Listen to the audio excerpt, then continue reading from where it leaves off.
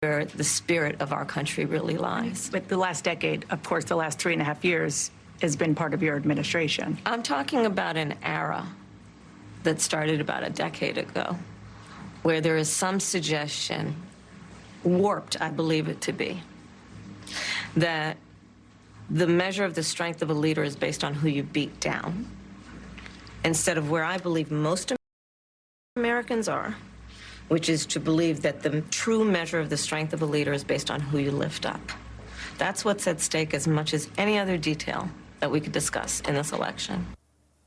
So, Eddie Glaude, one of the big questions going into this first interview was how she would answer some specific questions about clear policy differences, her positions from the 2020 campaign when she was campaigning in 2019 and where she stands now as the nominee. And we're going to get to some of those specifics in just a moment. Her overarching response to that was, my values haven't changed. I've come to understand some of these issues a little bit differently, and therefore I've landed in a different place on issues like fracking. But I'm just curious, given that this was her first sit-down interview as the Democratic nominee, your impressions? Well, it's great to see you, Willie. I think she did well. She didn't do any harm. That's important.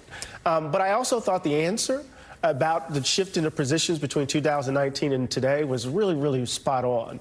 You know, we could have values that constitute the through line of our positions, but the context changed, the situation changed, our experiences change. And by virtue of that, we make decisions. You know, it's early in the morning to be quoting Ralph Waldo Emerson, but, you know, he says a foolish consistency is the hobgoblin of little minds, a foolish consistency. And that has everything to do with judging your commitments over and against the changing circumstances. So I thought she answered that question really, really powerfully. And there were some other powerful moments, too. So the final judgment for me, she did no harm. She set the stage for the next time she sits down. Eddie, we'll take Emerson or James Baldwin from you at any hour of any day. So you get a pass on that always. Jeremy Peters, this obviously was a big moment for the vice president. Her nominee to be vice president at her side, Tim Walz, was there as well. But this really was an interview about the candidate, about who she is, because there are open and fair questions about why she has changed so dramatically on so many key issues. What is the sense inside the campaign about how that interview went yesterday? I think, Willie, the most telling phrase and probably the most important to Kamala Harris's appeal to the kind of voters she'll need to win was that phrase that she used about where most Americans are. I think overall what we heard from her last night really was a repudiation of the politics that dominated the Democratic Party in 2020, when she was, of course, running in the Democratic primary and had to stake out some positions that were not popular with most Americans. I mean, you know, she said that she was, you know, she reversed herself on the decriminalization of border crossings. She said that, you know, she would support fracking. She said that she would appoint a Republican, or that she would consider appointing a Republican to her cabinet. I mean, this is about as far from the Kamala Harris of 2019, 2020 as I could have imagined. And it's much more in step with where the kinds of voters are that she will need to win over in Michigan, Pennsylvania, suburban Atlanta, you know, suburban Phoenix, because the policies that a lot of Democrats were trying to embrace, because they thought that's where the party was in 2020, were really out of step with the concerns of most Americans. And that became evident when the Democratic Party rejected candidates like Kamala Harris, Elizabeth Warren in 2020, and went with the centrist Joe Biden. So I think she's really positioned herself in a way that should scare Republicans. I know that Republicans were scrambling yesterday to try to figure out how to push back on this interview. They once again have kind of failed to land a punch on Harris. And what you see, I think, is the kind of soaring rhetoric from her about uniting the country that a lot of people are really hungry for. And the criticism you hear from the Trump campaign and Republicans that they hope will take hold with independent voters is that Vice President Harris doesn't quite know who she is. She was someone in 2019 and in the Senate that she's saying she's not now, but she answered specific questions to get into it a little bit more closely here. Vice President Harris pressed on those evolving policy positions, including on the question of fracking. Do you still want to ban fracking? No, and I made that clear on the debate stage in 2020, that I would not ban fracking. As vice president, I did not ban fracking. As president, I will not ban fracking. In 2019, I believe, at a town hall, you said, you were asked, would you commit to implementing a federal ban on fracking on your first day in office? And you said, there's no question I'm in favor of banning fracking. So yes. So it changed in that campaign? In 2020, I made very clear where I stand. We are in 2024, and I've not changed that position, nor will I going forward. I kept my word, and I will keep my word. What made you change that position at the time? Well, let's be clear. My values have not changed.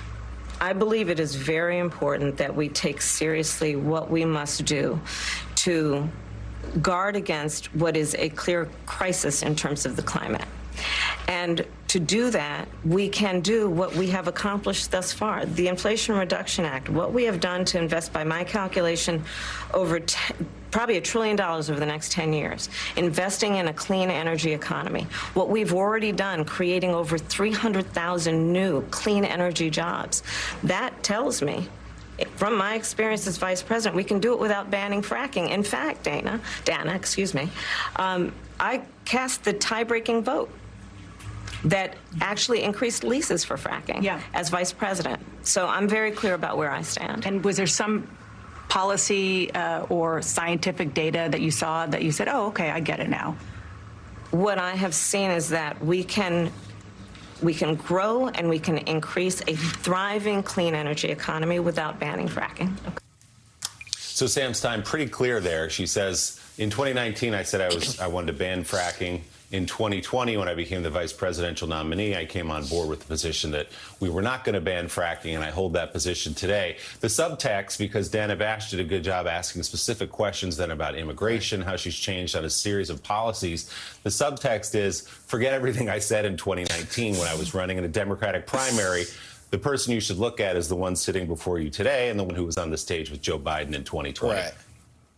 I mean, yes, that is the subtext. I've always wondered in these situations, could someone go full Bulworth, not Bulwark, Bulworth, and just be like, look, I was running in the Democratic primary, I needed to get some progressive votes, and now I'm not. You know, like, would that work? Yeah. Probably not. But that is probably the truth, or close to it. I mean, there is some validity to the idea that the IRA, the Inflation Reduction Act, did spend, you know, historic amounts of money to prop up the clean energy economy.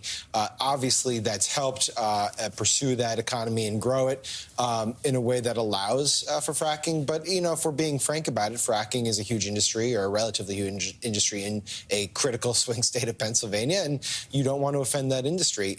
There's no good answers really to give to that question. I thought she, you know, did what she had to do, which is assert her position, explain as best she can, and move on. And this is, again, I'm a broken record here, but, you know, this is why you probably should do more interviews, is that you get these things out of the way so that you can move on to more favorable terrain. And I imagine this will come up again during the debate, and I'm sure she'll have the same exact answer. Morning Joe Weekend will be right back.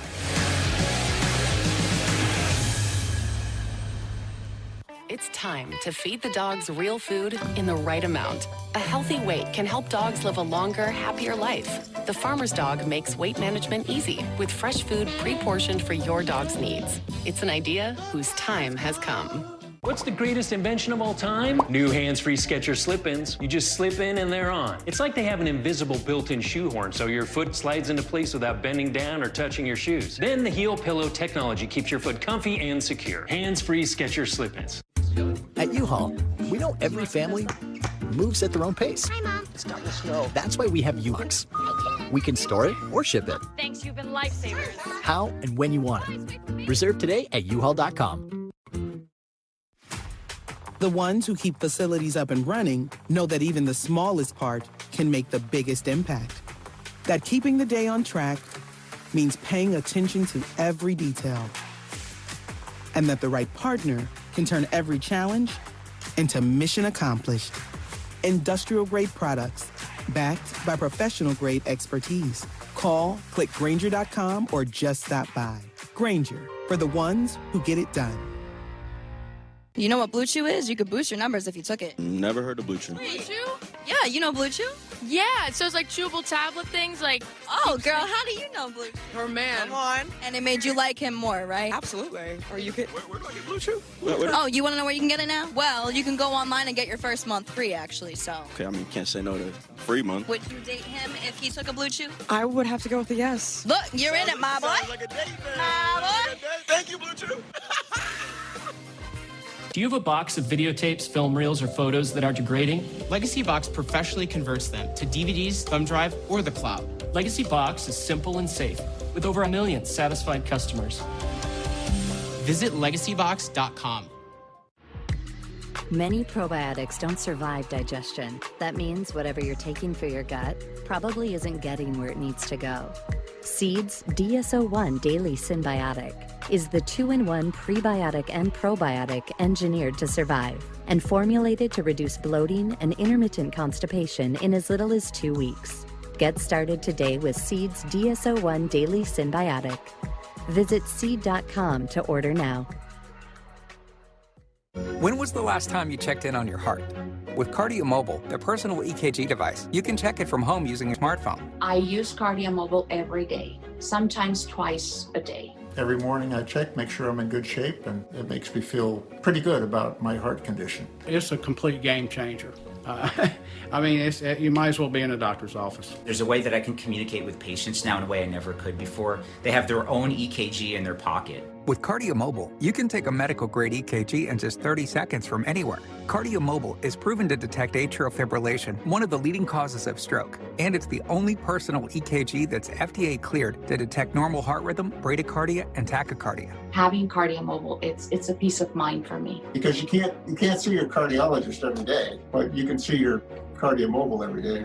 Checking your heart anytime, anywhere has never been easier. And Cardio Mobile is now HSA, FSA eligible. Get Cardio Mobile today for just $79 at Cardia.com or Amazon. Vice President Kamala Harris is riding a wave of momentum. It's challenging to understand how he is supposed to appeal to a general election electorate. There are people that want what Donald Trump and J.D. Vance are selling. Don't miss the weekend, Saturday and Sunday mornings at 8 on MSNBC. The NFL is coming back with a 1-2 punch. It's kickoff Thursday, Ravens-Chiefs. Everything you got! And on Friday, from Brazil, it's Packers-Eagles. Only on Peacock. 2 nights, back-to-back. On NBC and Peacock.